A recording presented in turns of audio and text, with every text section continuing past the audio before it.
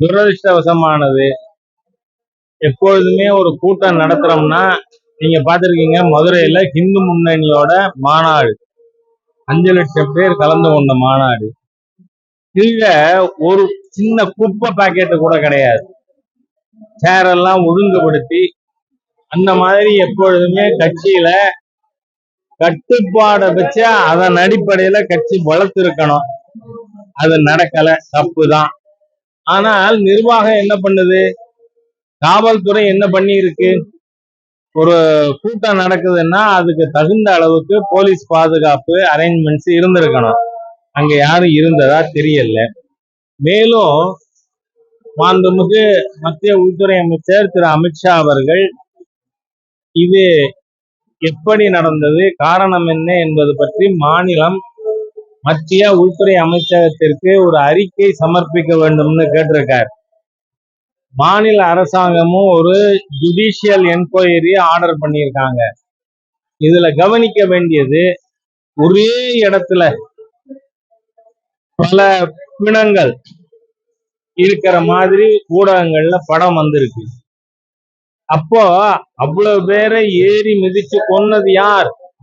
ஏதாவது out side ஏஜென்சியா, சதியா, இல்ல இயல்பா நடந்த விபத்தா என்பது குறித்து மாநில அரசும் அதன் அறிக்கையில குறிப்பிடணும். ஜுடிஷியல் கமிஷன் குறிப்பா இது பற்றி விசாரிக்க வேண்டும் அப்படின்னு கேட்டுக்கிறேன். இந்த வரட்டும், ஃபர்ஸ்ட் ரிப்போர்ட் அனுப்பட்டும். அதன் அடிப்படையில நிச்சயமா நம்ம அடுத்து என்ன மாதிரி கோரிக்கை வைக்கலாங்கிறத பார்க்கலாம். நான் இவ்வளவு பெரிய காங்கிரகேஷன் இருக்குன்னா காவல்துறை என்ன பண்ணிச்சு? ஏற்கனவே கரூர் எஸ்பி அவர்கள் சரியா முறைப்படியா செயல்படுறது இல்லைன்னு ஒரு குற்றச்சாட்டு இருக்கு. ஏன்னு சொன்னா, பக்கத்துல இருக்கிற பேரூராட்சியில 15வது வார்டுல 12 நாளா தண்ணி வரலன்னு ரவிங்கிறவர், அந்த டிஎம்கே சேர்ந்த ஒரு முஸ்லிம் கவுன்சிலர், லேடி கவுன்சிலர், அந்த கவுன்சிலர்கிட்ட கேட்கிறாரு, தண்ணி வரலையேன்னு.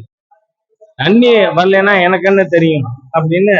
எப்பவுமே லேடி கவுன்சிலர்னா அங்க சீட்ல உட்கார்றவர் அவர் கணவனா இருப்பார். அந்த மாதிரி அவர் சொல்லி இருக்காரு. அதுக்கு இவர், எங்க நீங்க ஒரு கவுன்சிலர், உங்களுக்கு தெரியாதான்னு கேட்டிருக்காரு.